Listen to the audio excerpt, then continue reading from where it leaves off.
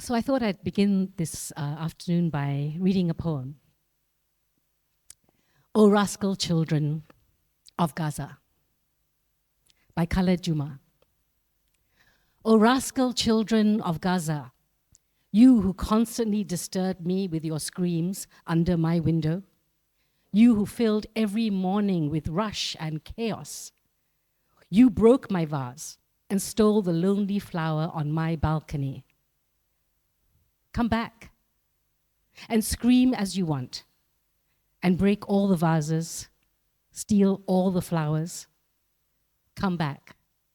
Just come back. So I wanted to begin today with a poem and also some art as we look at this idea of art and empathy and the idea of art as a catalyst for change. And I want to look at the role that art and empathy plays in creating a different kind of society, what we hope to be a more just, tolerant, and perhaps a more humane society. And I want to start today with the idea that empathy isn't necessarily something we are born with. I mean, this is a quarrel people have. Are people born naturally empathetic, or is it something that you learn? I mean, some people seem to be born with it more than others. The child who realizes early on that the cute animal he loves and what is on his plate and who immediately becomes a vegetarian is by nature an empath. Not everybody is an empath, but empathy, I think, can be learned and it can be made important in society. And I think the best way for this to happen is through art. I was having a conversation with a friend of mine recently who said that you can tell the nature of a country or a city by what is its tallest building. That tells you the value of that city. So if a hospital is the tallest building in a city, that tells you what that city values. If a financial center is the tallest building, it tells you what that society values. So, I think that therefore architecture can be something which is a piece of art which creates our attitudes towards other people. So when we live in a city where it's a financial district, for example, that can give us a very big story that what's important for us is finance.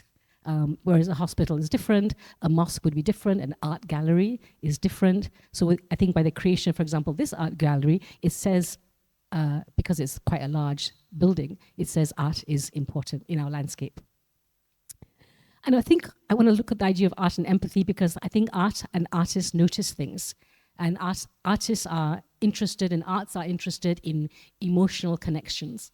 Artists try to get people to notice and connect to things and to go past their own lives and experiences and to feel compassion for the lives and experiences of others. So I really want to think today about this whole idea of art being something where we experience the lives of other people. Because in experiencing other people, then we can have empathy and understanding and understand the complexity of the suffering of our fellow human beings. Art asks us to have an emotional connection to the world, not just a utilitarian one, not just a financial district, not just a pragmatic one, but looking at art and having a relationship with art makes us think about things beyond the pragmatic, beyond the utilitarian. But why do I think that art can be a catalyst for change? And this is a very interesting question, and because what is change? And how much change can art really make? And why is empathy important? And what has that got to do with social change? Maybe I should begin a bit by explaining a little bit about my theatre company and what I think the role of art and empathy is in a democracy. So my theatre company started off in 1989. It's a long time ago. And I think it set up with the belief that theatre is subversive. Theatre should be something which subverts the norm. So this is what we have as a sort of the normal attitudes of society. Do not speak up about issues which are controversial. And I think that theatre said, well, why not? Why not do that? And I think I always think of theatre as an arm of civil society because a democracy needs a strong civil society to function, and art is an extension of that civil society. We're not separate from it. We're not like artists here and activists there. Artists and activists often work hand in hand, as we conceive by this very exhibition, right? That the need to make connections with other people. And also it challenges the status quo, right? If within a nation you're told to be silent, then theatre and art can try to make us question why we want to have a culture of silence. And theatre can heal. In Malaysia, we have a lot of theatre of healing. Our traditional performing arts is all about that. The Main Putri, which you can see here, is a theatre of healing. But of course, in all healing rituals, the patient may resist. It doesn't mean that people necessarily like what they encounter when they go to the theatre or what they encounter when they go to look at art. It isn't an easy relationship. And the relationship with the state is also quite difficult because the state may say, if you make your art, well, that's not our art, that's not our culture. This is bukan budaya kita. And my question is always, well, who decides what is our culture and what is not? Because the idea of democracy is governed of the people, by the people, for the people, but the question is, who are the people? The people is not one thing. The people are themselves made up of many different opinions, attitudes, prejudices, biases, loves, hates. So who are the people? So in Malaysia, for example, when often we're told, oh, that's not our culture, that's subversive, this kind of discussion is very Western, but then we have wayang kulit, which is very naughty and very subversive, and is deeply satirical as well. And yet this is our culture, but often we're told, no, it's not our culture. But wayang kulit has always been very critical of power. And we love the clowns in wayang kulit because they are us. They are the ones who feel all these people with a lot of power are around them, making decisions for them, and they are caught up in this maelstrom. And that's us, right? They may be having a by-election down in Seremban, and we're like, oh, again, what's going on in this country? But we feel that we cannot actually do much about it. We have no agency. We can't make change. So, but yet we say art is a catalyst for change. So I want to think about this. How do we make that change? With Instant Cafe, we first started off doing a lot of satirical theatre because we felt that was one way to subvert what we felt was going on around us at the time. Because I think for me, at least, I felt that we want to look at things that other people are ignoring. And also we want to look at the story of other people. For me, fundamentally, that's what theatre does, and maybe other art practices do as well. The story of other people is your story. So when you hear somebody else's story, actually that's also your story. We're constantly watching things, trying to figure out what it means for us. How is this my story? We're always looking for the universal. And even if somebody tells you a story which is very specific to them, our brains can't help but want to solve some kind of puzzle and see what does that mean to us. You know, we always say in theatre, oh, that really resonated, or that's very relevant. And what does that mean? It just means that that story is your story. And that's, I think, what we're always looking for in a good story. But your story is also the story of others. So in theatre, sometimes we tell other people's stories. Sometimes we tell our own stories, because we also have to trust that our story is also somebody else's story. So I've tried to make these theatre with these ideas in mind, these principles in mind, but you know, I began to ask myself in the last few years, well, where did I get these ideas from? Because certainly I wasn't born with these ideas. They didn't just pop into my head. And I realized, of course, that the story, I'm very influenced by my father. This is my father. He was a writer. And he was constantly interested in the story of other people. Maybe sometimes to the detriment of his family, but that's another story. But he was very interested in the story of other people. And I remember when I was a child and we were living in Hong Kong, my father was working at that time for the Foreign Service, so we had been posted there. And as part of our household, we had a young girl who had been brought all the way from Malaysia to work in our apartment in Hong Kong. And one day we caught her, we found her, we saw her eating a cockroach, and we were children, and we were like, when my dad came back, we're like, Dad, Murugama ate a cockroach. And we were like, she's awful, she's terrible. And we were like so proud to tell him that she had done this dreadful thing. And my dad just looked at us and said, well, ask yourself why. Why did she eat this cockroach? Where did she get a cockroach eating habit from? And he, rather than kind of like, you know, joining in our glee at what we had seen, he just told us to think about why and what her background could have been that made her still want to eat a cockroach, her poverty level, where she had come from. And I remember feeling very shamed after this for a very long time. And he was constantly doing this, my dad, constantly telling us, well, that person, that's what they did, but why? Why are they doing that? And I think that was his writerly instinct. And my father actually was involved in theatre. in Malaysia in the 1960s. But when he joined the Foreign Service and we started living in other countries, he stopped doing theatre. Now, right in the front row here is my friend Tiong Hui. And Tiong Hui is an actor and a writer, performer, and she's acting in a play which we're doing later this month. And in her play, she writes this one line about her own father and her own mother, which was, they stopped doing theatre.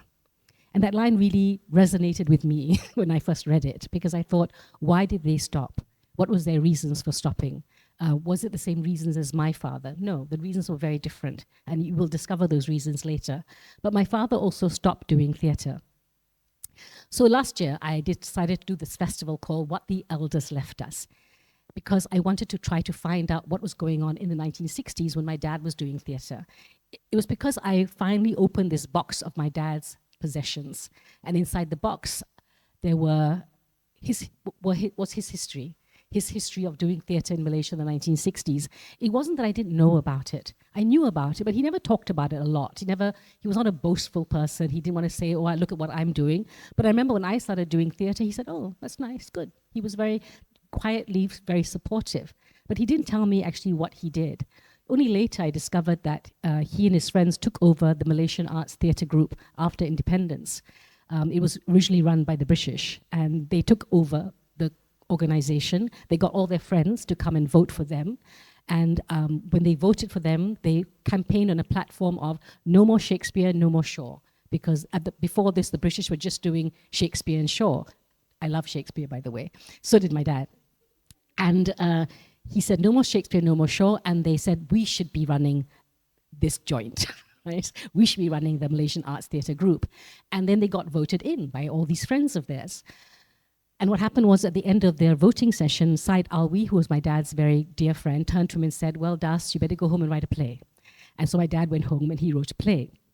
And that was the first play that was done after independence by the Malaysian Arts Theatre Group. He never told me this, right? He never told me that this was the first play. I just knew he wrote a play, when I was growing up. But I knew he was friends with Syed Alwi. And even when we were little, we never called him Uncle Syed, because Dad called him Syed. So Syed Alwi to us was always Syed. Later, when I discovered how very important he was in the Malaysian literary scene, and people would say, how come you just call him Syed? I'm like, I've been calling him Syed since I was 4. So my dad was a catalyst for wanting to do this festival. And the catalyst took me to the architecture of the time. Right? Malaysia was a new country. It was trying to say, who are we? And I was looking at the architecture now specifically for this project. I began to realize how modernist the architecture was, right? Trying to combine our older shapes of architecture with a more modernist sensibility in these kind of brutalist structures in some way.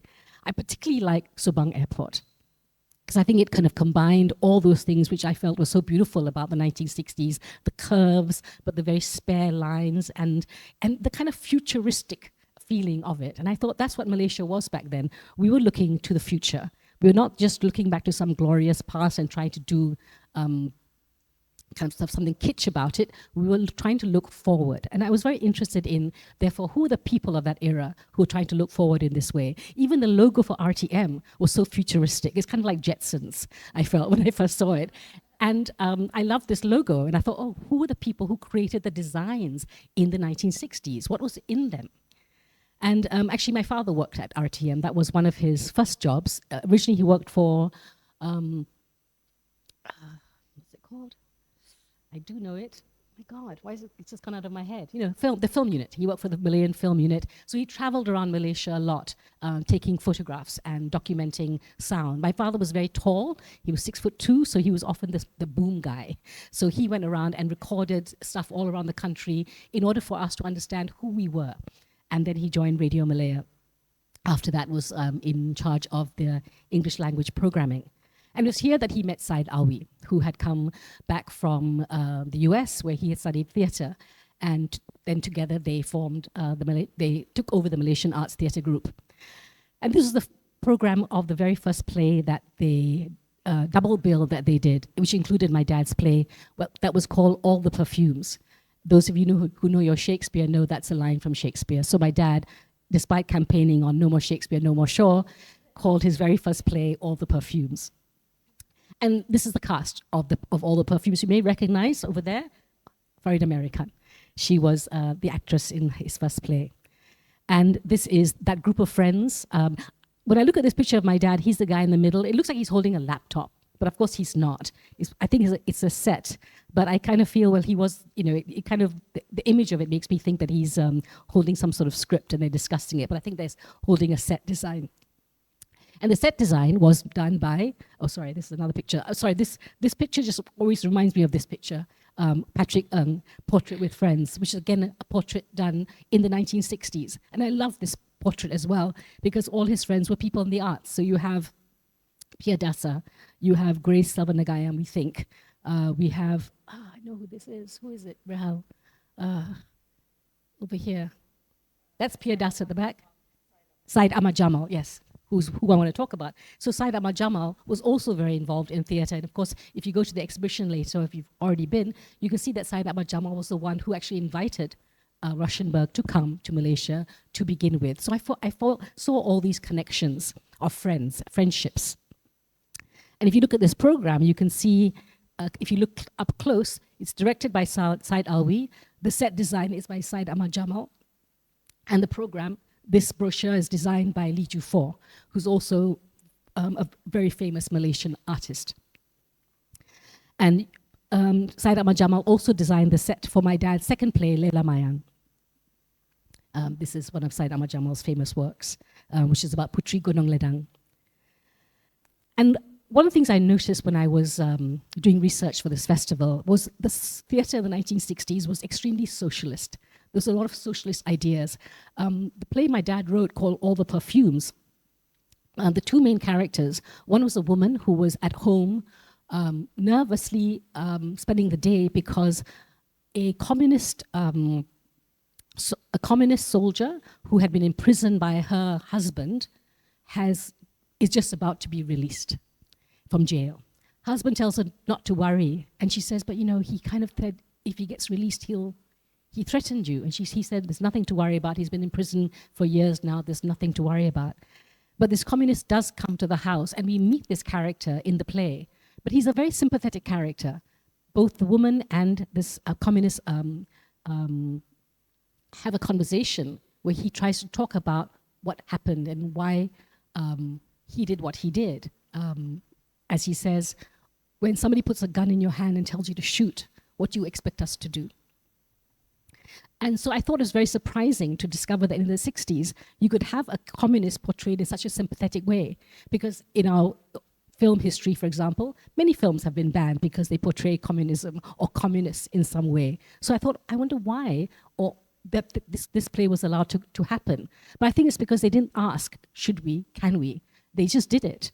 And it was controversial at the time, and a lot of people said they wouldn't go because of this, but they still felt it was very important to try to understand their own history. And don't forget, in the 1960s, the communist threat was still something very alive. There were still curfews everywhere. There were still people living in the new villages, for example. So it wasn't something that was an easy thing to do. So during the festival, I started doing research, and I discovered also that the Chinese theatre of that time was also extremely socialist. A lot of people were writing things, a lot of Chinese writers were writing things about what they felt about the country, where the country was going, how they wanted to contribute, and they were extremely socialist in their outlook. But of course, I can't speak Chinese. A friend of mine brought me a book, it was this thick, a compilation of all the literature about Chinese theatre in Malaysia, and of course, I couldn't read a word. So I called another friend of mine, Ling Tang, and asked her, would you help me do the research on Chinese theatre? And then she said to me, actually, my dad did theatre in the 60s, Chinese theatre. And I said, oh, I didn't know that. And she said, yeah, he went to jail. I was like, oh, okay. And then she said, and actually, our friend Tiong Hui, her father, did theatre as well. I was like, I didn't know that. She said, yes, and he went to jail as well. Now, Ling Tang's father was in jail for a month, actually for taking part in a demonstration. Was it the Nanta demonstration? Yes, at Nanta in Singapore. He was studying in Singapore, and as a Singaporean student, he had taken part in the demonstration, had been arrested and put into lockup, and then eventually expelled from Singapore, as they do in Singapore. And so was his future wife, right, Ling Tang's mother. And at the same time, Tiong Hui's father was in Singapore doing theatre. But when things started to get very heated in theatre in Singapore, the Bas Hin riots, the Nanta protests, people said to him, "You have to stop doing theatre. You have to go to the front lines, and you need to do things on the front line." So he stopped doing theatre, and he started to work in the unions. And because of that, when he took part in demonstrations, he was eventually arrested. I mean, he tried to evade arrest. I think he tried to go to various safe houses, but in the end, he was arrested and he was sentenced to jail in Singapore. You'll hear more of that story later. Oh, there it is. So last year, because of the research done by Ling and by Tiong Hui, they created a piece of theatre based on both their fathers. Because Ling told me, one of the first things she told me was like, you know, in my house there's a secret drawer. I'm always told, don't open that drawer. You can't open it. But when she did open it, she was kind of amazed that what was inside it seemed not scary at all and not even subversive at all. So, and then with Tiong Hui, when she went back to talk to her father, she discovered he had a box full of material about his life. So this was kind of connecting to my life as well. I was just opened my father's box. Tiong Hui had opened her father's box, and Ling Tang had opened this drawer, which had been forbidden to her for many years. So in the end, the two of them made a piece of theatre about it, and we did a kind of workshop production of it last year, and then this year, well, in a couple of weeks, we'll be doing the full staging of it in KL. So I want to go back to this idea of Rauchenberg in Asia, the idea of telling other people's stories, and about working in collaboration, working with people from cultures not your own.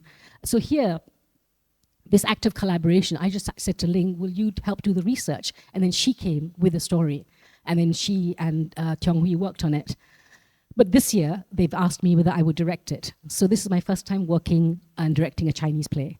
It's mostly in Mandarin, Cantonese, and some English. But it's been such a learning curve for me to direct a play in another language. I have done it before. I've directed in Japanese, I've directed in Portuguese, but actually I've always wanted to direct a play in Malaysia in Chinese, and finally I get that opportunity. Because again, this is about working with people not from your own cultures. But in Malaysia, we don't have to go very far. Rauchenberg had to leave his country and go to all these other places in Asia in order to have that experience. But in Malaysia, we can just go across the street. We don't have to go very far to work in languages that aren't our own and to work in cultures not our own. So we're not just intercultural, we're intracultural. We can do a lot of intracultural work here. And I want to just look at 5 case studies of my work very quickly about the idea of art as a catalyst for social change. And the first one is Nadira, that was written by a Singaporean playwright called Alfian Sa'at. And here it deals with a young woman whose mother is Chinese, who's a Chinese convert. Nadira herself is also a Muslim. I mean, they're both Muslim, of course. The mother converts to Islam because she wants to marry Nadira's father. But he then wants to take a second wife, so she doesn't agree with this, so then she asks for a divorce. But she's afraid that he might take her child away, so she moves to Singapore and lives there in order to be able to keep her daughter. But now, many years later, she's a Muslim, practicing Muslim. Nadira is a practicing Muslim, but she meets a man, Robert, who she wants to marry. And Robert is Chinese, and he's Christian. And in Singapore, you don't have to convert. But the problem is when the mother comes back and tells the daughter, I want to marry another man, I want to marry a man and he's Christian, she says, that's great, fine. When is he going to convert? And she says, he's not going to convert. And the daughter cannot accept this. And tries to seek advice from her boyfriend, who is a very radical Muslim, from her very, let's say, what's the word for her friend? Her friend has got a very liberal ideas about religion and belief, And if in the end, the boyfriend decides to go and see the man that Nadira wants to marry, who is a Christian, and tries to tell him, you have to convert. If you want to marry her, you have to convert. And they end up having a discussion about football.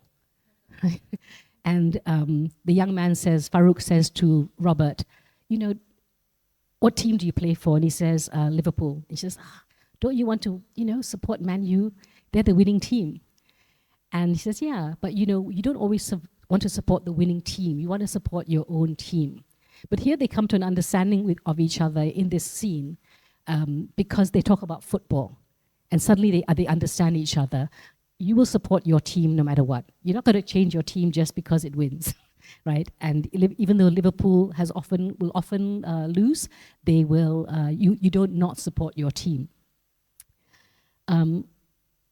And I just want to show this set design for this play, because when we did the play, the whole idea was to kind of make it into a bit of a forum so people could see how other people were reacting to it. And I bring up the story of Nadira because when I tried to get funding for this work, everybody said, oh no, you can't do a play like that in Malaysia because it's about religion. And then there'll be riots at the theatre.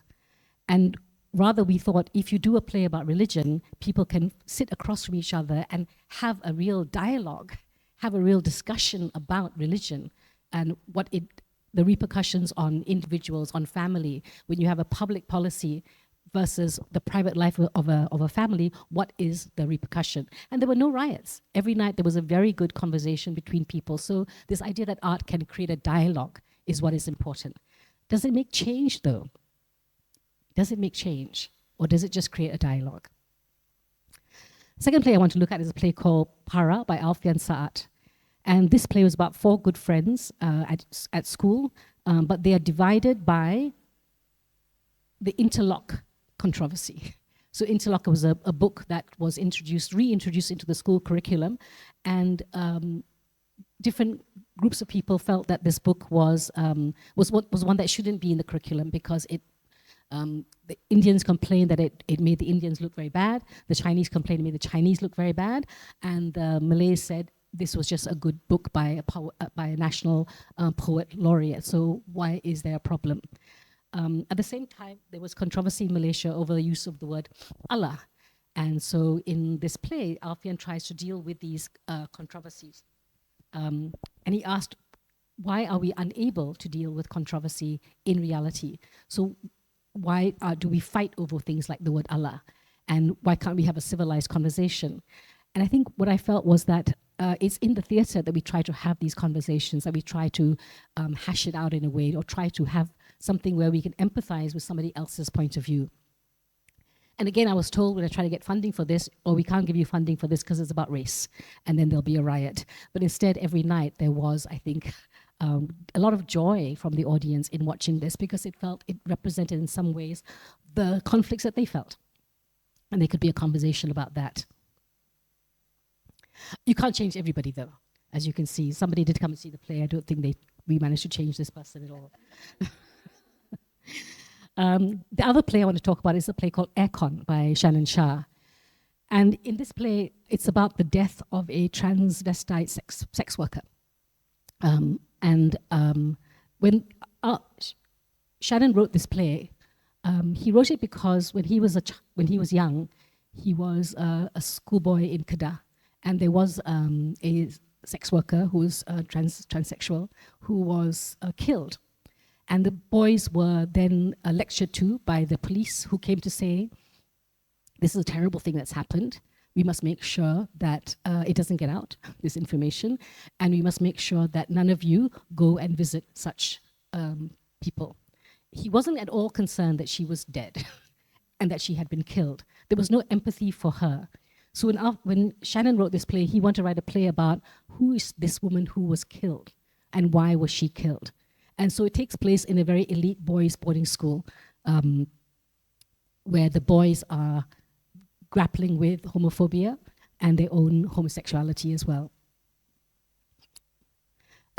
So the boys, such as these two, are sent to a re-education camp because they are soft boys. And in the play, we see what happens to them. And because the school decides that the only way to deal with a dead prostitute is to re-educate the boys and to make them more manly. I don't see the logic of that, but that was what had happened in Shannon's school. But as you can see, you can't take the girl out of these boys.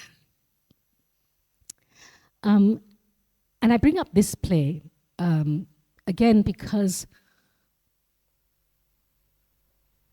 I wondered whether now, this play was done 20 years ago, I wonder whether now we can do such plays in Malaysia. So we'd say that art is a catalyst for social change. We did this play 20 years ago, and yet now I feel things have gotten worse rather than better. So how did art change it? How did art make a difference if this has happened, right? So I want to think about linearity. Is art something which is linear? Does change happen in a linear way? What's the point of doing art if things just get worse? And very briefly, this is a play which I did about my mother. So when my mother passed away, I wrote a play. I hadn't meant to write about my mother. I was asked to write a play which was a collaboration between a Chinese theatre company, a Malay theatre company, and an English language theatre company. And again, because we felt what we needed to do was to work more collaboratively across languages and cultures. And the topic we were given was language. But I ended up writing a play about my mother because after my mother passed away, I felt that I lost my language. I lost my ability to communicate. I lost my ability to speak in many ways. And at the same time in Malaysia, what was happening was there was a lot of body snatching incidents. I don't know if all of you remember this, some of you are too young, but body snatching is when there were a lot of incidents in the early 2000s where the religious department would come to your house. If you had a funeral, if they found out that the person who had died, on their IC it says Muslim. Because some people had been converted when they were young, some people didn't know that this was on their IC, sometimes they were just mistakes that were made by the IC department. But whatever it was, whatever the story was, the body would then be taken away. So I began to imagine what would happen, how I would have felt if on the day of my mother's funeral, that her body had been taken away. So here, my story and somebody else's story became a different story, which is why I think about the idea that our stories are often other people's stories. So this is me imagining on the day of the funeral, people coming to remove the body. I'm going to skip this a bit. So art tries to bear witness to loneliness, suffering, injustice, and hate, trying to show compassion, kindness, empathy, and justice. But if there's a culture of silence, how do you do this? How do you show it? And so I'm going to go back now to this festival of the 1960s, where I felt, let's try to take courage from the spirit of the 1960s. Why were the people in the 60s so courageous in the work that they did? And when I was reading a lot of texts from that era, I was very surprised at the kinds of things that the artists at the time were writing, especially the ones who were writing in Chinese theatre. I couldn't read all the texts, but my friends would tell them what the stories were, and it was quite surprising to me to discover this. And that's why we decided then to develop this particular play to tell the story of two people who were involved in theatre in the 1960s and what was their story. So the title is not just The Secret Drawer, but now we call it The Secret Drawer because the title is The Secret Drawer of a father who was a leftist in his youth and the plea letters of a detainee father, which is a bit long, but I like it. Here's some images from that play when we did it last year. This is the two actresses. And what they do in the plays, they reenact some of the texts from plays in that era. They tell their own stories.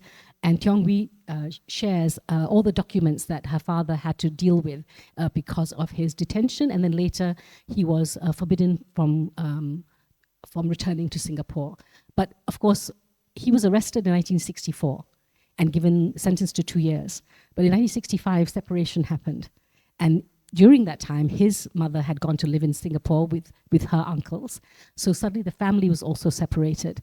Mother lived in Singapore, uncles lived in Singapore, but in 1966, then he was told, okay, we're going to extend your detention order 2 more years. But in 1967, they sent him back to Malaysia because you can't be a Singapore citizen because you have done this very bad deed. And so then the family was separated by this as well. So this is a picture of Tiong Hui with her father on the night of the performance. And I want Tiong Hui to actually read us a section from the play, if I can invite her up. So when her father was in prison, he remembered a play he had done when he was out in the real world. And they had taken everything away from him, but they couldn't take away his memory. So he sat and he wrote out the entire play from memory. And he got the prisoners in the prison to do this play. And this is a conversation when Tiong Hui was interviewing her father about how did you manage to do this? How do you get to do theatre in E Hall, Changi prison? And this is a conversation that she had with him. It's originally in Cantonese, but she will do it for you in translation. Theatre in prison, eve of the general election. When my father went to prison, he wrote down from memory a play he had directed when he was on the outside, and he got the prisoners to stage it. On International Workers' Day 1966, a stage play titled The Eve of General Election was staged inside E Hall Changi Prison, directed by my father. The Eve of General Election was a farce, satirizing the greed of politicians and officers. The prison authorities has confiscated absolutely everything, but the entire script was already safely locked inside my dad's head. A social movement isn't just a slogan. It's about people continuing to create even when they have nothing. E Hall was a prison, but it could also be a theater. Political detainees could be inmates, but they could also be actors, audiences, and crew. My dad took on the role of director, coordinating the entire production. So how did you get the hands on the script? There was no script. I just wrote it down from memory. You could actually do that? Of course, why not?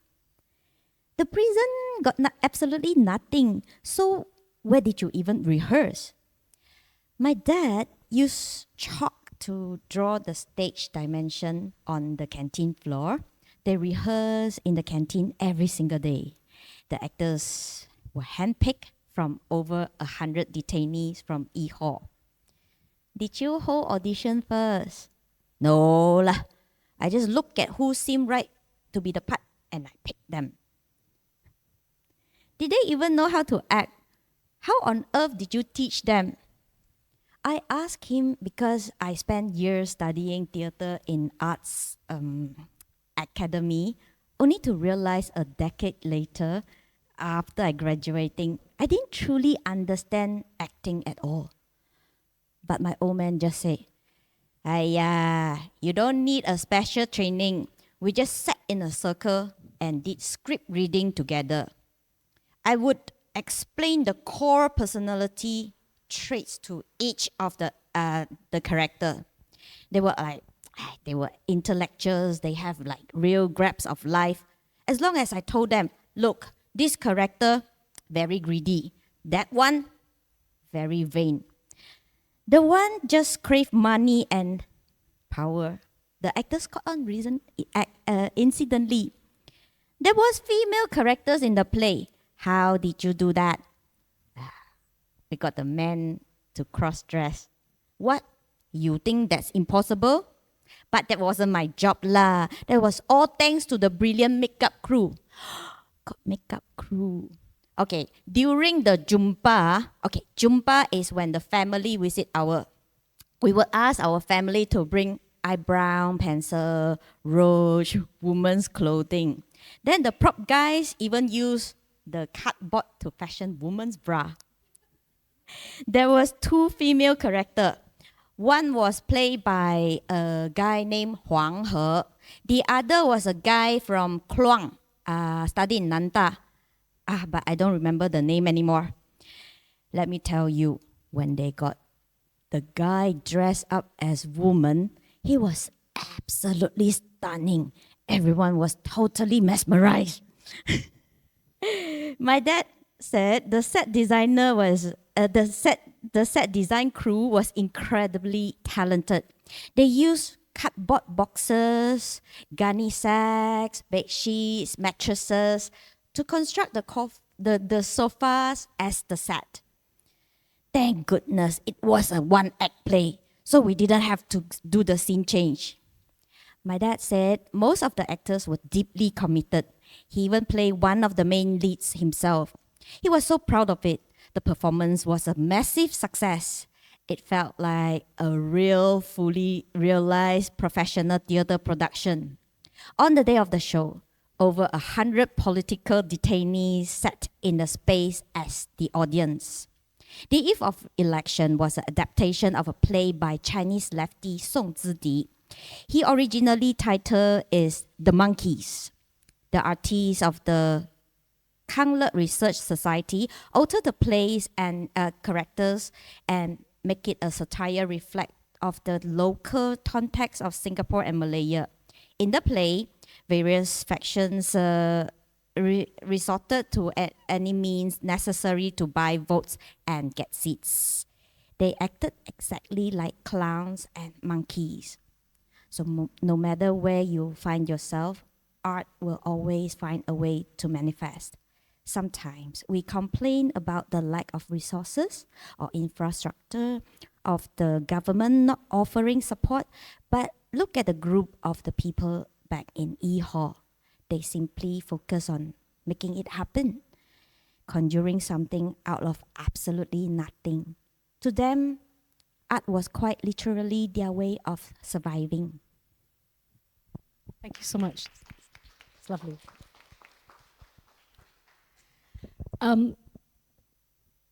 One of Cheong Hui's prison cellmates, well, not the same cell, across from him was Syed, who was in prison at the same time as her dad, and he tells a story about this as well. I want to talk a little bit about this other story that was in the play. Cheong Hui's uncle, in Chinese, is called Sepak because it means fourth brother, fourth uncle. So she tells a story about her Sepak, who was also a communist in the 1950s and had joined a communist assassination squad and had been killed as a result of this. So this brother took one path to make change, to make social change. He took the path of a gun to make social change.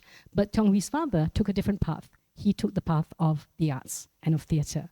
And this is another image of her uncle from that time and her dad. And I want her to read one more fragment for you, which is a conversation she had with her dad called A Barrel of a Gun.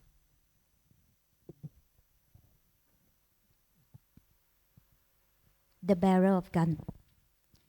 During one of the interviews I did with my dad for the play, I asked him, "You chose a peaceful path, not like my uncle, my Sepak, with guns, right?" My dad said, "Yes, but I support armed struggle too. It is not up to us. The times decided it." During my uncle's time, there was no room for peaceful movements anyway. I asked my dad, "If Uncle Ping Ling hadn't told you to go to the front line, would you have?"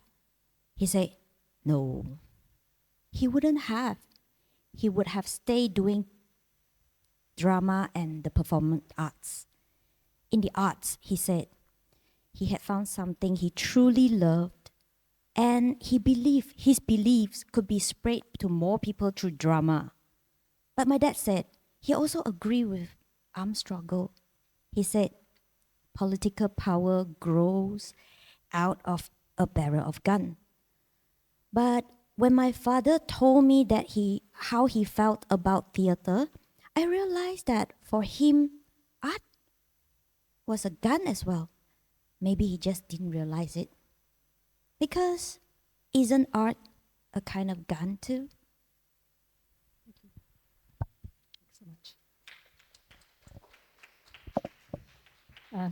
This is just an image of last year at the performance. This is the other actor, Ling Tang, and her parents as well. And that's all of us being touchy-feely at the end. So this play is about breaking the silence. I think when Tiong Hui first went to see her father and asked him, can I talk to you? Will you tell me some of these stories? His first reply was, who would be interested? He thought nobody would be interested. But it's been so interesting, actually, for us to excavate the stories and for me to hear the stories that now she's discovering from her family. And for me, this is how you make change, right? That we start to listen to these stories. We try to find these stories and we make them public. Because all families have these stories. All families have secrets. Right? And these secrets actually are our national narrative. But a lot of these secrets these narratives are only known in private. And my question is, why aren't these narratives public? So the more that we make narratives public, whether in an art exhibition, in a gallery, in a museum, in a theater, in poetry, then we will have, I think, change. We can have social change. But again, go back to the idea of what is change and how much change is change? And I want to come back to this line in the play, they stopped doing theatre, right? Because this line really affected me because I thought, why did my father stop doing theatre? When will I decide to stop doing theatre? So many people that I know in theatre will think, it's too difficult, it's so hard. And yet people keep going for a very long time. And I began to realize that with Tiong Hui, her father may have stopped doing theatre, but he left her a legacy, even one that she didn't realize at the time, of theatre. And my father may have stopped doing theatre, but he left me a legacy of doing theatre. Now I do theatre. Same with Ling Tang. All our encounters with theatre, whether it's directly through our parents or by going to a gallery or going to watch something in a theatre, changes us. It doesn't mean that therefore society changes. But in a way, I think that social change isn't something that's linear. It's like there's always battles of good versus evil. I think we're on the good side. Right? But because power always wants to have more power. So social change isn't about then everything will be perfect at the end. No, it's about constantly making your work, constantly making your art, constantly being on the front lines, right, with your art. Because then that line between authoritarianism and maybe more liberal attitudes can be maintained. Right? And because what is the status quo that we want? Do we want a status quo where people are afraid to speak, to be silent, or do we try to push that line forward? So this year, in doing this play about communism, we knew that, okay, this is going to be difficult to do a play about communism because, again, now people think, oh, it's communism, we can't have that. We can't have a play about communism. So, again, we didn't get funding for this play. But, again, we thought, well, at what point do you still say, I think this play is important to do? Because I trust that the audience will not come in and feel, oh, no, you did a play about communism and now our lives are ruined. They will think, oh, I didn't know this about our country. I didn't know there were such people. Because the play is about ordinary people doing what they felt was important for them. And often histories are the histories of the national figures in our country, but we don't hear these subaltern histories often enough. And I think in this production we're trying to do that.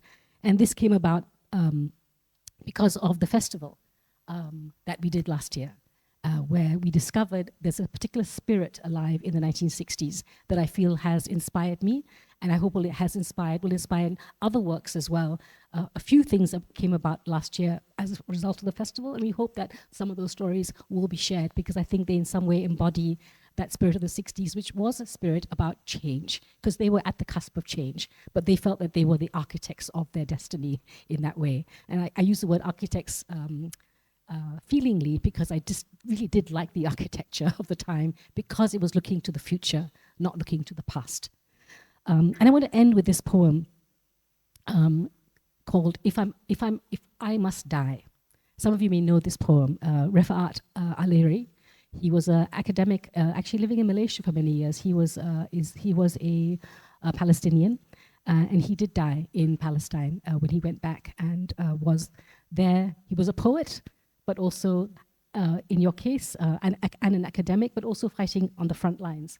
Sometimes we have to do all three, right? Or have to do both. He writes, if I must die, you must live to tell my story, to sell my things to buy a piece of cloth and some string. Make it white with a long tail, so that a child somewhere in Gaza, while looking heaven in the eye, awaiting his dad, who left in a blaze and bid no one farewell, not even to his flesh, not even to himself, sees the kite, my kite, you made, flying up above, and thinks for a moment an angel is there, bringing back love. If I must die, let it bring hope. Let it be a tale. And I think for me, this is what social change is. It's just keeping hope alive in people, giving people tales to tell, so that then they can remember. Because I think the thing that really is what stops change and social change from happening is because we get cynical and we think, oh, what's the point? Nothing's ever going to change. Things are always going to be exactly like this. And this is the biggest enemy to social change that we have. Not just that we're not doing something, but we think nothing can be done. So I love this line that he wrote, if I must die, let it bring hope. Let it be a tale. And for me, this reminds me of, oh rascal, children of Gaza, come back. He has hope that one day they will come back. And it also makes me think of Oscar Wilde's line, we're all in the gutter, but some of us are looking at the stars. In other words, that we are still trying, we're still hoping for something better. Because I think artists, maybe all of us really are children. Children believe. So I hope in doing our play coming up that it will bring hope. Let it be a tale. And it'll make us think about this era and the people of that era. Thank you very much.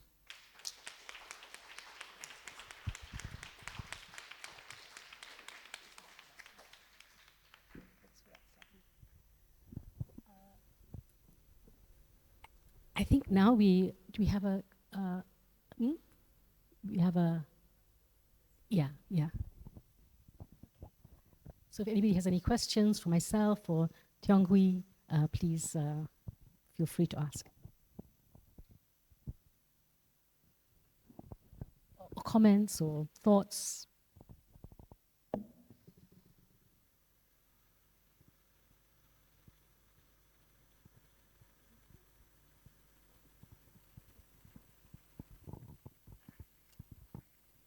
Thank you, Jo, and thank you for sharing your the fragments of the scripts and your father's findings. But I guess a comment, but also thoughts from your discussion is when you talked about what plays you could do 20 years ago, decades ago, and the nature of your work, why it's frowned upon even more now, I suppose, or it's the resistance from bigger powers and influences. And I wondered how much of that might be impacted by the fact that art is a threat to those powers who want to maintain that power and control, and capitalism, obviously, and where we funnel the money to, and how arts, especially within Sekolah Kebangsaan as well as international schools, they become a little bit more narrow, and so we're not allowed to express ourselves. And especially now we're ascending or descending into the AI industry, and like the limitations we have as artists as to express ourselves, and how everyone becomes carbon copies. And another thought that kind of came up was, what was it? I think in terms of I can't remember what my thought was, but it's just the idea of like everyone becoming carbon copies of each other, losing originality. And then again, like kind of reinforcing that sense of belonging, we losing it because everyone just becomes monotonous. And yeah, just kind of interesting to see the way it's evolved or devolved in terms of arts, use of expression, capitalism, as well as the Western world, and imposing that, the financial, like you say, the tallest building in the city being finance related. So yeah, just not really a question, but thoughts, I guess. Yeah. There's a lot of thoughts there. Thank you for that. I think I just want to say one thing. You know, I was very, for me, when Tiong Hui first told me about the story about her dad making theatre in prison, that was the one that really got me. It was like, you can make theatre anywhere, right? If you want to, if you have something to say and you want to do it. Of course, we want to make a living. We want all those things. We very much, of course, because we want to continue. And I think, like in Tiong Hui's father's case, why did he stop doing theatre? Because he couldn't make a living. When he came out of prison, he couldn't find work. Actually, it was very difficult for him, as labeled a communist, to find work. So then your life becomes trying to provide for now you've got a wife, you've got children, you've got to take care of that, right? So then but his way of then doing theatre was, I mean, she has one story in the play, which is about how when she was very little, she got chosen to be the main character in the play at school. And the father then, okay, train you. So then he's training her. No, not like that, right? He's training her the same way he trained other people before that. And she said she learned so much from that, right? And earlier when I was saying to her, I'm so nervous whenever I have to speak publicly. And she said, I just remember what my father always told me. Focus on your story. Not on yourself. Not on yourself. Yeah. And that's always what it is. The story is what's important, and then we find the means to deal with it. He's doing this piece of theatre in a prison. The structure around him is a prison, right? He's an e-hall, but the tall building is the prison. So it doesn't matter whether there's a big 188. Doesn't matter. That has its own story. But if you don't tell another story within spitting distance of 188, then that's the only story. So that's why I feel you must tell all the stories, not just, because then that becomes the dominant story. That's the only story. And that's why a city without art is a dreadful place, right? Because it tells the wrong story. But the more we make different kinds of art, that's going to change people in some way. And I think that is a bigger revolution that I think theatre and the arts can have on people's lives, because then they begin to feel, oh, that really did something for me. I want that thing. I want more of that, right? And that makes change. I can't answer all your thoughts, but is there anything you want to respond to?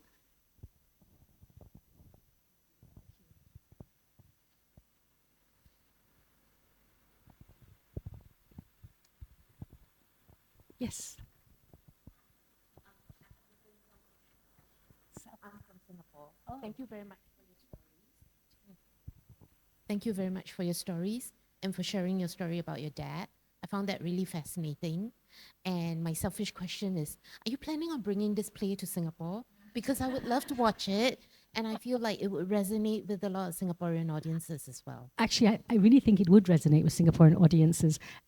So last year when we did the workshop production, we filmed it, and this year Tiong Hui went down to Singapore to show the video to a group of her father's old friends, the old leftists, as she likes to call them, the old lefties, and they came and they watched it. And I think you want to talk a little bit about your experience meeting them? Well, actually, the producer, CK, he's the one who suggests I have to go. But because there's an activist from Singapore, she approached CK and then... Actually, a lot of them came from Singapore to watch it last year. And they all sat in the front row. The front row was all these old leftists from Singapore and Malaysia. It was beautiful. It was very moving, actually. And then their parents sat in front of them. Yeah. Yeah, and my dad's cry from the beginning to the end, towards the end of the show. But I want to say, like, on that day, also there's a Singaporean that suggests that we should bring it to, Singapore as well. But we only bring, this year we only managed to bring the film. But hopefully, you can bring the show there. During the filming, where we play the video of the show to all these lefty, after the session, we have a Q&A like this also. So I was sitting with CK, and those lefty veterans, they're like from 70 years old to 90. There's like 2 or 3 of them in their 90s already. But they are so strong. They stand up, everyone. It's very different Q&A session because you don't have to ask them, do you have questions? But they stand up, everyone.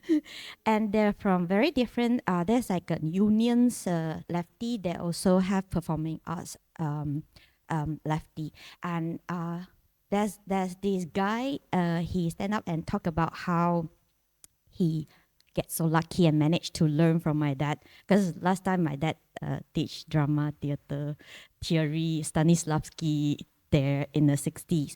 So he talked about, oh, I get so lucky, I get to learn, listen to the lecture. And then, and when he also did the Eve of Election as like a theater production. And then he came and then he, give us some opinion. I'm like, wow. Because back then I'm like a bit, I think his theory is a bit outdated, and then like, wow. And these people, they really look up to my dad. And then the uncles from the union, this man, he's in his 90s. He stand up and then he tell the story about how my dad was recruited into the union, and then he did some movements, some strike, Nanyang press, because they want to because during that time the wage is like too low, people couldn't make a living, so they went on strike and tried to get like just a reasonable wage, and that all of them get detained, and then you were in jail for 5 years just because you want to make a living. So I couldn't understand all this during the research, but then I'm forced to learn why is that happen. But then when he told me,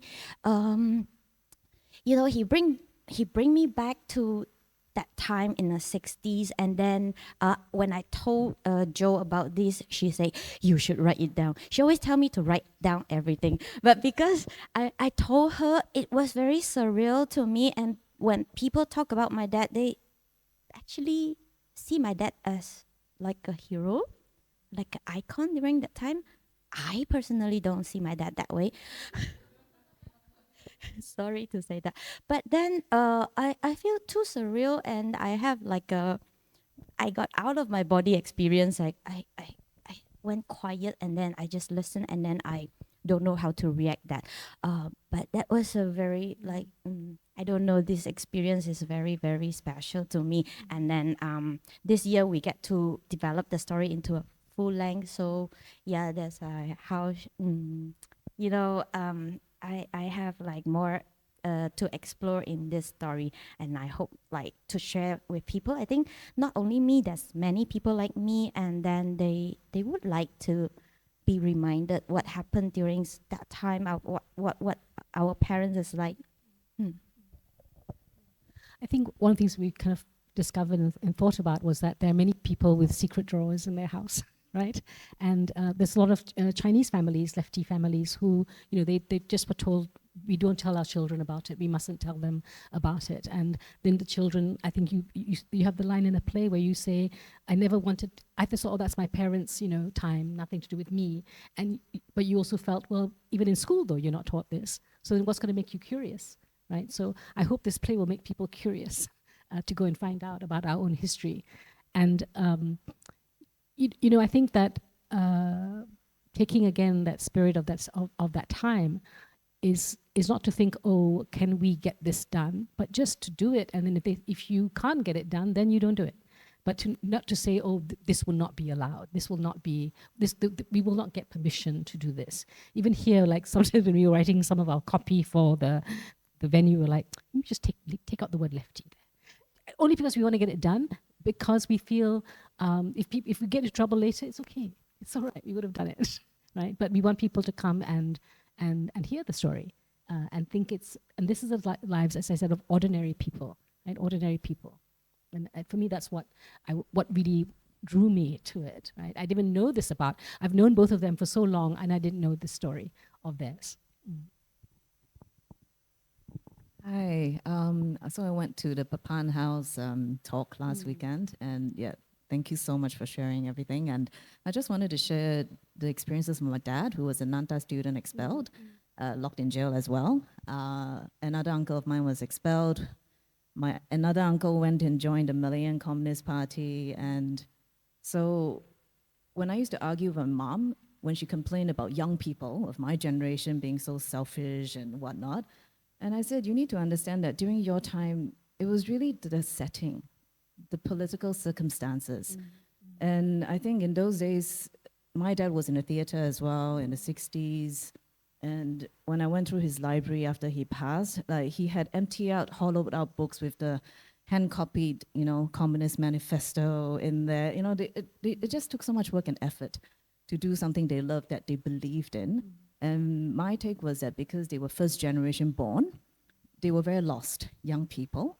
So, and of course for the Chinese educated, they looked towards China. At one point he wanted to go back to China to serve the motherland. A cousin of his did and got stuck during the Cultural Revolution, and she kept writing to him, hinting, because she couldn't say openly, that please don't come back to China, it's a shithole now. And so there was another thing of, I think, Nanta being threatened, the Chinese medium schools being threatened. It was, basically their life, their livelihood. So they had to get up to do something, to protest. So my mom, her friends, everyone protested because they just felt, why am I being wronged for wanting to study in my mother tongue? How could you look down on us for wanting to do that? And so it's just a combination of things, which I told my mom, I said, don't blame us for being lazy and apathetic. But then now I look at my nieces and nephews and I feel the same way. Honestly, so I don't know. I'm just thinking aloud, how can we inspire and maybe nudge the current, Gen Alpha, I would say, to be more involved. Because I keep trying to tell them that the arts is important. I would have thought that COVID would have shown you that, yes, it's important, it's a very, imperative part of life. It helps, it heals, it helps keep you sane and whatnot. But it's such a challenge. Would you be able to share some thoughts? Thank you. Buy them a theatre ticket.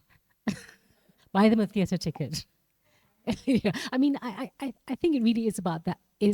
I think a lot of the time when people say, "Oh, I don't like it," actually most of the time they haven't been to a gallery, they haven't been to the theatre, they haven't been to listen to live music.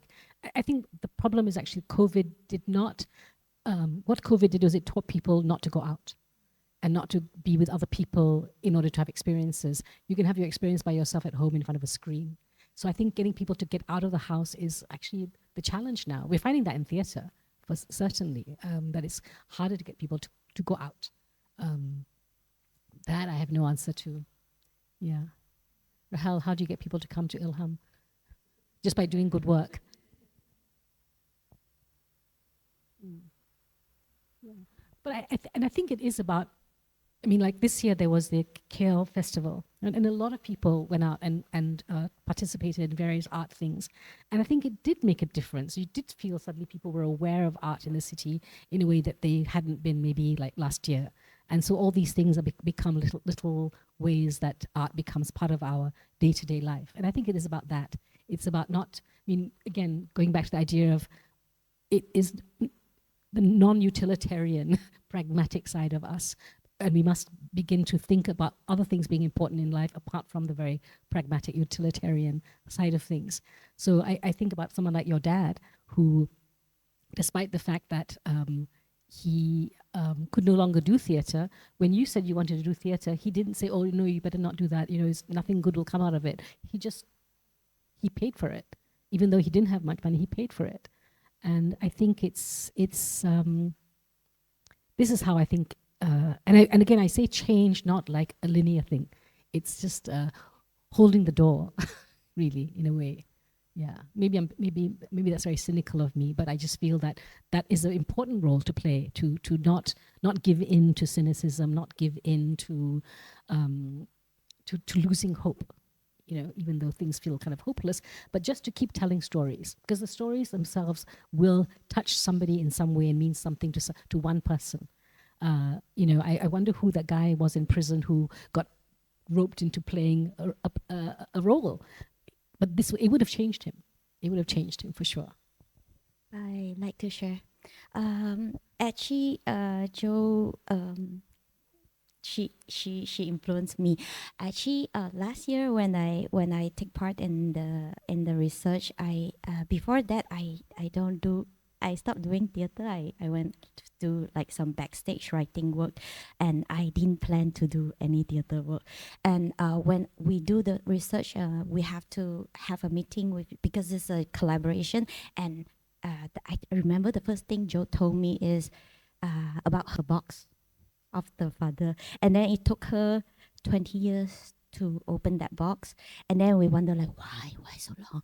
And then she and she explained to me, and then and then she told me, I only have a box, but you have your father. Go talk to your father. And I don't want to. And, you know, like daughter and father relationship always complex, right? So I talked to my father. I told him, take this medicine, do exercise, go swimming. But I don't want to talk to him about why you do theater. Why are you socialist? Why do those questions actually from Jo? She want me to ask my dad. Actually, she want me to ask in details, like, how do you do theater in the jail? But when I started to talk to him, I discovered so many things. And what I want to share is, theater is about talk to people. We don't communicate because this day we don't go out because our smartphone satisfy us already. So we don't need to talk to people. We no longer want to communicate. But then when this happened, it was a very tough journey for me because I cry every day, and then I'm a crybaby. But I never been that much. But then as I realized every day I'm crying. But then they also told me, Ling Tang and Jo told me, oh, maybe it's healing. You're in your healing process, because I also lost my mom. So I want to remind us about go to theater, talk to people, talk to your parents. It's actually not that bad.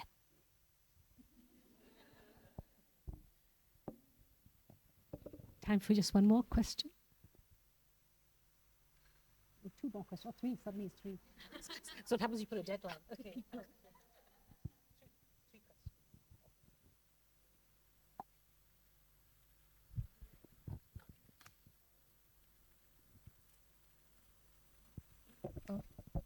I think it's okay, right? Thank you.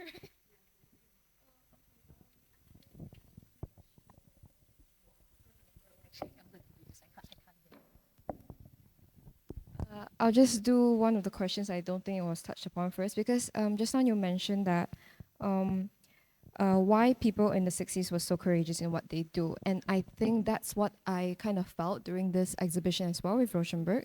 I felt that through his work during the 70s, 80s, people were more pure about their intentions and curiosity about each other's cultures. Maybe it was because like before technology and all that stuff, there weren't that many presumptions where we see a person and we assume their background, and we just put the stereotypes that we are conditioned to believe in on each other, right? And I just want to know, like, during your research and through the festival you mentioned about during the 60s, if you have more to add on to this, and what other thoughts you had about this particular thought I have. Yeah, that's it. Well, I think one of the reasons why they were very courageous is because they didn't doubt their belonging, right? Before this, they were colonized, right? Before this, we were a colony, and then now we're independent. So with that independent spirit came, well, now we can decide who we are. We can tell all the stories we want. Before this, we could not tell those stories, right? And I think the riots in May 1969 was a huge change for people in theatre, in the arts in general. And that created a sense of, all the things that we believed in previously, from independence to now, maybe that wasn't true. And a lot of people then shut down, especially in the minority communities, shut down and thought, okay, we cannot talk about this anymore. And I remember when I was looking through this very big book of Chinese theatre, of course I can't read it, but I suddenly noticed a poster of Hung Li Po. So I asked my friend, this was done in 1972. Tell me why now, what does it say? And there was a letter written in English, and it said, we want to do this to show that, from that era, we were really, coming to Malaya and trying to connect to the country in some way. But it was suddenly, the language was very different. It was very, what's the word? We will have national harmony. We will have unity. as opposed to a theatre which was saying, asking difficult questions, asking tough questions of other people, and demanding, and being much more demanding. Suddenly, it was all about appeasement, trying to make people feel, oh, you know, we're not so bad. We're not here to interfere. We're all, you know, we're all just united, and that really struck me. And one of the reasons I had wanted to do this, something about the 60s, is because I felt after 69, theatre changed drastically. And after 1972, when there's a National Theatre Congress, Cultural Congress, thank you, I think things changed again, because now we're trying to decide what is national culture, as opposed to the 60s and the 50s and 60s, when artists were deciding, artists were making work free from an idea of what a national blueprint is. I think the national, that's why I think one of the things I said earlier was, you know, who's democracy of the people, by the people, for the people, but who are the people? All the different peoples all have different things that they want. And so when you try to have a national policy, somebody's going to get left out. And I think then certain narratives are regarded as not being Malaysian narratives. So it's safer then to just do this kind of work and that kind of work, because this one doesn't fit in. So for example, for many years, even lion dancing was banned in Malaysia following that Congress, because, well, it's not really our culture. It can't be our culture. They all started to creep back in, of course, but at certain points, certain things were banned as being not suitable, or bukan budaya kita.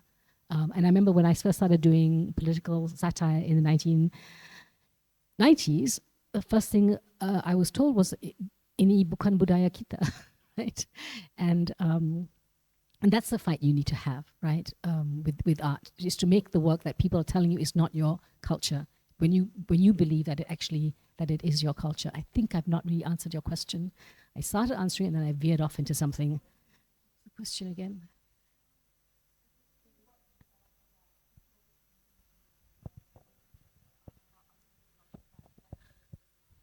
Yeah, so I feel that in the 60s, we had not yet as divided. I think it became more divided, because before that we were united in being against the British, right? United in feeling, okay, now we're a new country, look to the future, right? But I think after that we started looking back. I think that's why I'm very interested in the architecture of the 1960s, because it was trying to create something for the future, as opposed to saying who came here first, which is now the narrative. Who was here first? Who belongs here more than the other person? And I think by doing that, we've created a problem, you know, for ourselves, because we think that's the most important narrative of the country, as opposed to where are we going. And I remember somebody telling me something about love many years ago, which I really love. They said, what is love? It's not two people looking at each other, but two people looking in the same direction. That's love. And I think our country started looking back there rather than just looking forward lovingly, thinking, okay, we just keep looking forward, we'll find our way, we'll find our path. Another question over there somewhere. We have two more questions. One here, one there. Okay. Hi. Hi there. Hi. I've been sitting with the exact word today that you said, grappling. I get a lot of my food for thought from Trevor Noah, so hopefully this comes out coherent in some way. But in his latest podcast episode, he was talking about how majority of people aren't able to sit with complex situations. So I really loved all the examples you showed of how theatre brought all these things that are really uncomfortable to sit with, but we do need to sit with them when people actually just want to go black and white, especially in this age of social media. I think between us, me and like some other creators, we're talking about how like Threads is so toxic now, because actually it's just collective schadenfreude and everyone is just trying to pull each other down, and nobody is able to kind of sit with the complexity of the human condition, like what theatre makes you do. So now it feels like, you know, theatre is very impermanent. You know, we're all in communion with a story and an idea, and it's this 100 people in a room and then it disappears tomorrow. Whereas like propaganda and mainstream culture is out there, permanent, it's always there to proliferate. And it feels like this becomes a space where less and less people are able to sit with the complexities that you are presenting and that any of these creatives here are presenting? And how do we navigate that? Because it's almost like this group, even though there's a lighthouse that comes on here and there, less and less people, it feels like, are able to sit with it or able to continue the conversation, because, you know, it takes so much effort to put theater together, and it only lasts for whatever week that it's staged. So then it's just, oh, here, and then like maybe 6 months, someone else makes a beautiful thing, but I don't know how to sit with it right now. So I think that's very interesting, because yes, maybe I'm kind of drawn to theatre because it is so ephemeral, right? But it lives in us differently, I believe. It's like, I remember going somewhere with somebody and you know, we take photographs of everything. I think Rahel told me this story, that you went somewhere and they made you give away your phone. And such, was it you telling me this? Somewhere you went, a grotto. Yes. In Lebanon, and you know, usually we go into these art places or places of, you know, that interest us, and we're just taking photos all the time. We're not looking anymore at things. We're not being present. We're not living in the moment. But she said she remembers going to this one place and they had to give all their phones in first. And she said then you really went in then and you were present in another kind of way, and you remembered in another kind of way. I don't know whether at some point we'll become tired of constantly of not living in the present, right? But I think we have to give people experiences where they are living in the present. And I think that we think it's ephemeral, but I remember many years ago, I went to do a show in Penang. You know, it was Instant Cafe comedy show, and we did it in a hotel ballroom. And when we were doing the sound check, this technician came up to us, this elderly Pachi came up to us and said, "Oh, I'm so glad you came to Singapore. I came to Penang. I love Instant Cafe." So I was like, "Oh, okay." I said, "Oh, when did you see us?" "Oh, I've never seen you." I was like, "What?" "Yeah, but I read about you, and I really like what you do." So he had changed shift with somebody so he could work the day shift, so he could work the night shift to stand in the back of a ballroom and watch the show. So this is how we change, right? We don't need to always have the direct experience. If we know somebody's doing something brave, like the image of, I mean, whether it's true or not, it's contested now, Tiananmen Square, the man standing in front of the tank, it's an image that we live with, and we think, oh, that's so brave. And that image stays in our mind. We don't have to be there seeing him. We just need to know that story. And the stories get passed around. And I think it is about stories, right? I can't beat this dead horse one more time. No, I think it's about sharing those stories. And just don't add to the toxic thread. Tell a story. You know, do something alternative to that.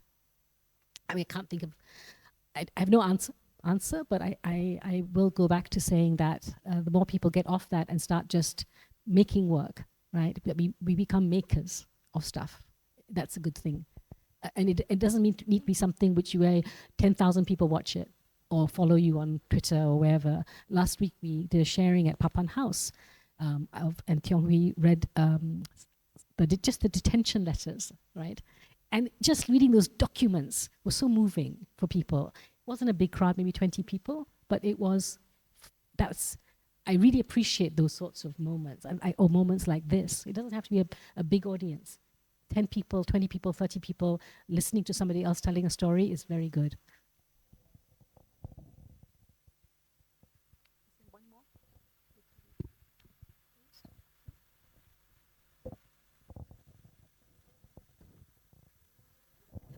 I just want to say I do have some flyers. So, you know, I'm going old school. So if anybody wants to come and pick up a flyer of our show, this is, again, we were talking about this. I was talking about this with CK, our producer, and I said, everything's so digital now. Why don't we just go analog and make a flyer the way we used to make in the 1990s? So here, please take one with a very long title and come and watch the show. If there are no more questions, one last one. Hi, Jo. So my question is actually specifically relating to bukan budaya kita. So in Malaysia, some of our traditional arts, like Mak-Yung, Kuda Kepang at certain points, they are being banned from being performed. My question is, how do we balance modernity with the traditional arts, even though these traditional arts is a part of our budaya kita? And why is it that Why is it that these things are being blocked despite it being budaya kita? Why are they being banned despite being very much budaya kita and very they're rooted in traditional history and in fact rooted in Malay culture very deeply? I mean, all traditions have to deal with authority in every country. Malaysia is one of them. But if I look, for example, at the history of kabuki, yeah? So people think, oh, kabuki is this tradition and is completely accepted in Japan, right? But when kabuki was first performed, it was performed by women, not by men, right? And then the samurai felt, oh no, this is really bad. They're like, you know, this is so subversive. You have all these women performing. So they decided to ban women from performing in kabuki. So only men were allowed to perform. And they did this because they thought this way we can kill off kabuki. We'll do something to make sure it doesn't become so popular. Because why is it so popular? We should be doing more samurai type things. And so what happens? They then have only men performing kabuki, but then a new tradition gets born, the tradition of the onagata, which is the man who plays only the female role. Right? And then this entire thing, which now Japanese think, oh, that's our tradition. It's a new tradition from an old tradition. Traditions change. Traditions do not stay the same. And for example, I remember going to watch a performance in Indonesia by this man called Slamet Gundono, who is a wayang kulit master. And when I went to interview him, he said, you know, puppetry, wayang kulit isn't just puppets made from leather. It is to make everything alive. It's to say that we are animists. That's the idea of wayang kulit. You cannot kill the idea. You can kill the form. You can ban the form. You cannot ban the idea. So he would make his wayang kulit using everything. He became famous doing something called wayang suket, where he used straw. Then he did wayang air, using water as puppetry. And then his most controversial and everybody's favorite was wayang condom, where the puppets were made of condoms filled with water and or blown up. And they became all the characters in the Mahabharata and the Ramayana. So, you know, you deal with subversion, you deal with authority, it never dies. You can ban it. It doesn't mean it dies. It will find its way out because people believe in the form. You can ban theater, but you cannot ban theater. You cannot ban it. You can put a sticker saying banned, but it doesn't mean it's over. Game not over.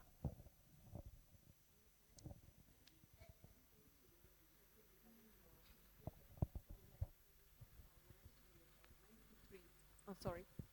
So when we are talking about wayang kulit or main putri or kuda kepang, why it's being banned is because it's rooted in the Hindu-Buddhist past, which is very much spiritual and animistic belief. And this goes against what was stated in the National Cultural Policy, which where our budaya kita has to be rooted in Islamic framework and metrics. So there's a clash here, and that's why, like, you know, the lion dance was banned and so on. So it's still being practiced, but very much underground. So like wayang kulit for spiritual healing and so on is still being practiced in Kelantan, but it's underground. And like when I did my thesis, I couldn't like name the source, you know. So these are as what Jo said, you know, it's being transcended in various ways. So even I think before COVID, I went for a wayang play at Publica, and it was there was no screen. But what was interesting was, so you had the dalang, and before he started to perform, he took a small gunny sack with rice. He went behind, and of course, he was reading some ayat Quran, right? But for me, again, this is my position. I'm still thinking that is some sort of ritual. It is Islamized. No argument about that. But the ritual is still there, but it's just performed in a different way. So again, I'm not sure whether I'm supposed to say this, but even like in Aswara, I think, wayang kulit, before you start the show, you're supposed to have some offering. So, you know, due to all these guidelines, they still do that rituals, but they just do it behind the screen. So it is there, but it's just how much you want to go and look at it, kind of thing, you know, and in what form and how is it being practiced? Yeah. Just to add, thank you. Thank you for that. And I think, like, for example, if you're thinking of the Kuda Kepang ban in Johor recently, they were just told by other people, just lay low. Just lay low for a while. It'll blow over. And that's what things are always like in this country. It'll blow over. Nobody's going to come and then stop them if they want to do it another time. Yeah. So, yeah, we shouldn't give authority too much credit, I think, in general. Yeah, we should just do things. I mean, to be anti-authority is a very good thing. Yeah, just do what you need to do.